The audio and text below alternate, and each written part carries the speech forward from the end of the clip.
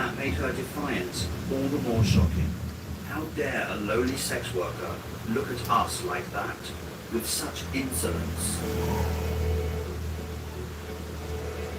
The theory of the male gaze refers to the presentation of women in visual arts and literature from a male perspective, where women are depicted as sexual objects for the pleasure of the male viewer. Men have power, women are passive and dehumanized. How Manet subverted the male gaze with his paintings and addressed spectators was revolutionary. He portrayed women who fix the viewer in their shameless gaze, who acknowledge us but do not address us, deny us any psychological connection. They make us aware not just of the painting's subject, but also the act of spectatorship itself. Manet's women are far from passive, and the woman in this painting is much more than an object. She is also a subject who is considering us. Her gaze towards us extends the canvas outward beyond the picture frame. The model was Victorine Meurent, and some biographers believe that Meurent and Manet collaborated on the concept of Le Déjeuner sur l'herbe, and that it was Meurent's influence that led Manet to portray her as a poised and powerful female figure, casually enjoying the company of educated and well-dressed modern men. One of the interesting things about this painting is how much the model's personality takes on such importance. Victorine Meurent was Manet's favourite and most frequently portrayed model. She appears in 8 paintings by Manet, in which she is mostly looking directly at us, the viewer. She was also the model for Manet's Olympia, a painting which caused yet another scandal and shows Manet's interest in psychological complexities. She was born in Paris in a working-class neighbourhood and went down in history as a prostitute who died young in a tragic romantic way. But that wasn't true at all.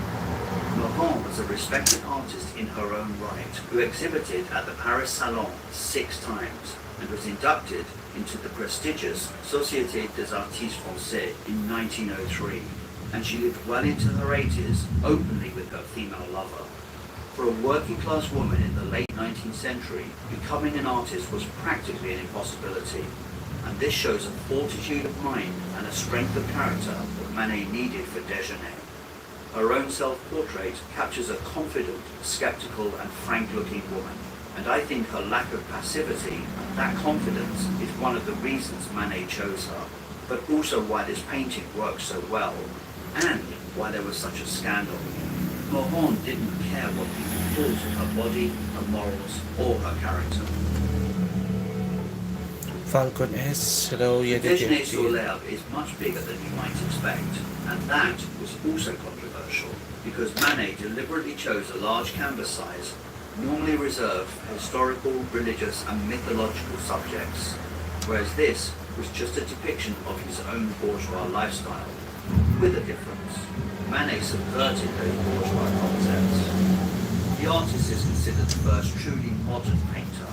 Famously, he uses no half-tone shading, denying his figures their three-dimensional realism, and he used heavily pronounced brushwork that clearly tells us we are looking at paint on canvas, with no attempt at hiding brushstrokes. It led to accusations that he had submitted an unfinished painting. In the same year, work like this was being produced, and Manet was accused of playing tricks on the Academy. In some ways, he was. Artificiality is the key to this painting, with the artist deliberately emphasizing the artificial construction of the painting, and painting in general. We are, he tells us, not just looking at a work of art, but looking at the act of making it. The background looks like a stage set, and the protagonist can be seen as actors. Each figure is a separate entity, absorbed in its own thoughts, not interacting with each other, or even looking each other's way at all, so there is no narrative connection. The figures are clearly created with a brush. You can see the strokes, and the allusion to other classical paintings is Son Manet's of playful interest. Selassie. What's up, bro? Your favorite brush artist is up early getting a lesson. Thanks for your work. Thank you, thank you so much. It is all so Hector, very clever Hector, and knowing. And then I there is the actually bird, going to your red name. ball, Really nice work. dead Thank you center, for hardly liking. noticeable, and hovering over the scene. almost as if it is a spectator. It is unrealistic and fake, as is the frog almost perched on the edge of the frame. Manet is being deliberately obtuse and enigmatic by pointing out to us that this is a construct and not reality. He broke the unwritten rules of the stuffy French Academy. Here Manet comes was the heavy often rain. with the Impressionists, with whom he was friends. But among several crucial differences is that he rarely painted outdoors, preferring to work in a studio. It feels like it's going to be Whereas the a Impressionists super avoided using heavy colour downpour black of paintings, rain. Manet used it liberally, both in the background space as well as the fashionable habits of the time, along with strong juxtapositions of light and dark and minimal indications of shadow. It is why your eyes are instinctively drawn to Flashbacks. Damn, that's so good. Thank you. His good friend Claude Monet painted the same subject, and although it is unfinished and in two fragments, we can clearly see the differences in both aesthetic and intellectual choices. It is a different treatment entirely. Manet was critical of social class difference, and while on the one hand he upholds the element of the traditional bourgeois picnic, on the other he unmasks it as an anachronism, critiquing the outdated social ritual that he saw it to be. The woman in this painting is not nude, she is naked. It is an important distinction that the French Academy would have understood. The nude is posed, perfect, idealized. The naked is just someone with no clothes on.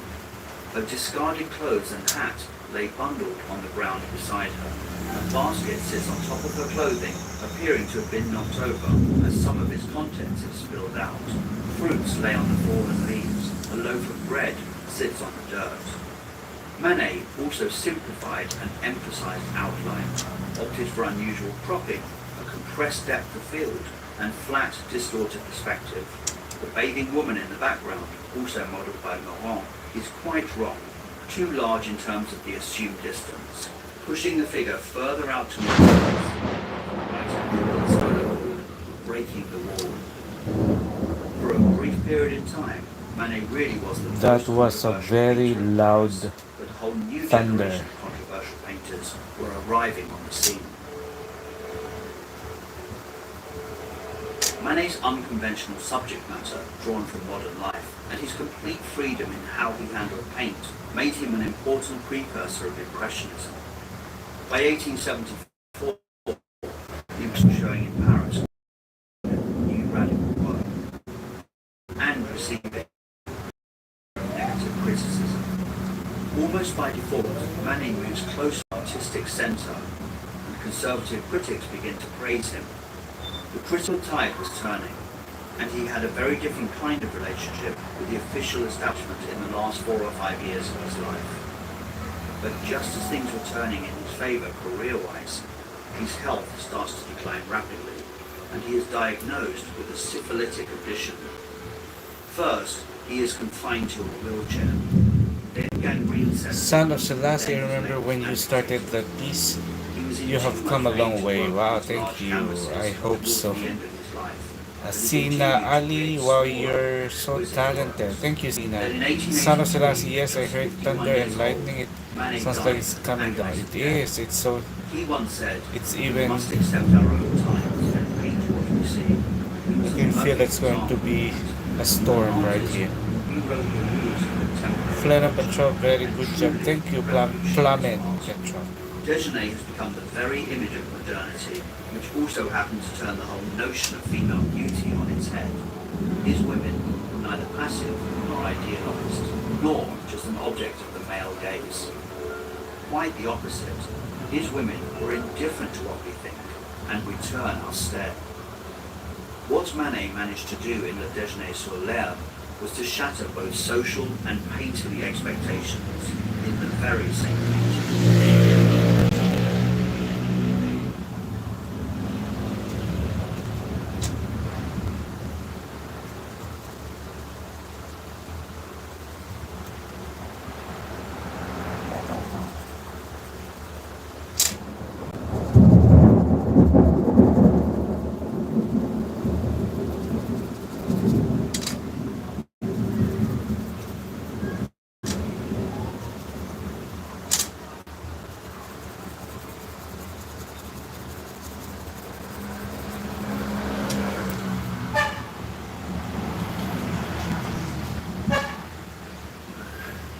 Iver Habiloso ay part 2s.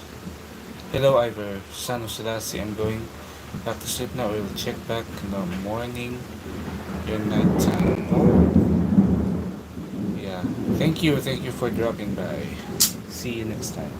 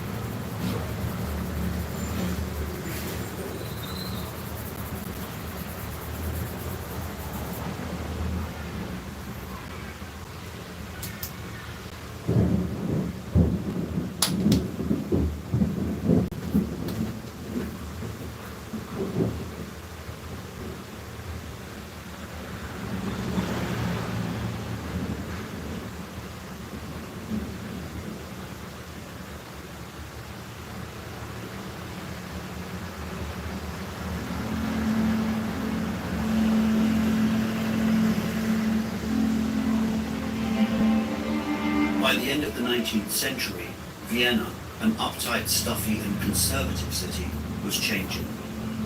A group of artists, architects, musicians, Edit and social Hicks, scientists beautiful. were Thank you, Edit. experimenting in ways which would transform their individual fields. On the one hand, Vienna was the traditional city of academic art, Johann Strauss and the Habsburg Empire. But on the other, it was the home of radical artists such as Gustav Klimt and Egon Schiele, who were shocking audiences with explorations of sexual themes. Architects Otto Wagner and Adolf Loos were challenging imperial design, while Gustav Mahler was transforming the musical life of the city. And Sigmund Freud was about to change forever the way we think about the human mind. Vienna was experiencing a new golden age. It was a city at the forefront of modernity, and it would shape the 20th century.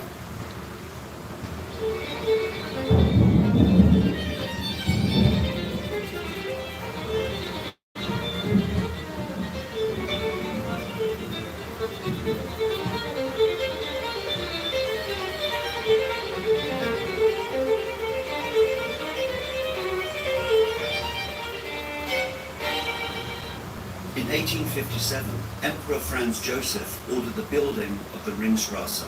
It is a series of tree-lined boulevards that circled the city. The bourgeoisie of Vienna rushed to build huge mansions on the Ringstrasse, alongside new public buildings.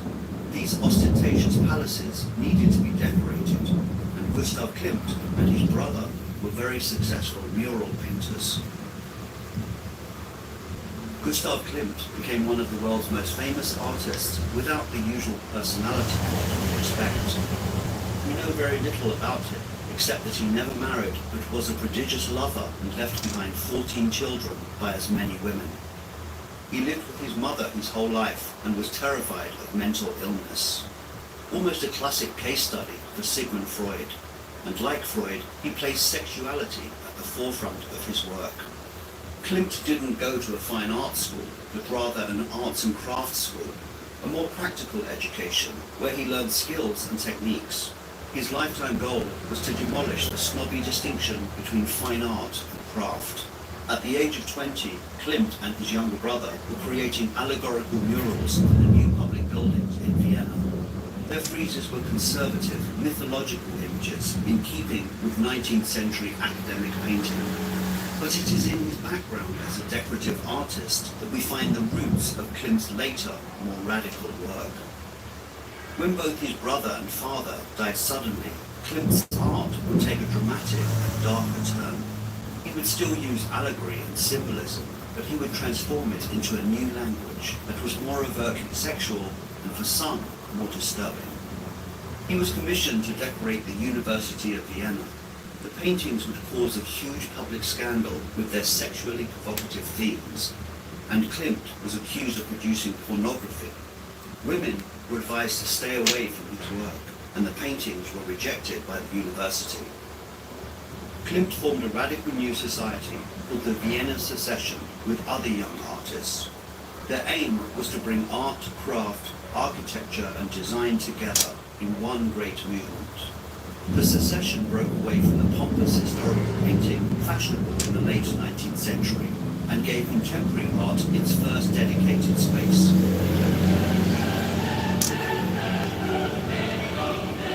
In a nation still very traditional, this can be seen as the formal beginning of modern art in Austria. Ironically, a painting that is seen as a romantic ideal by many was painted by a man who was never romantically involved and was afraid of intimacy.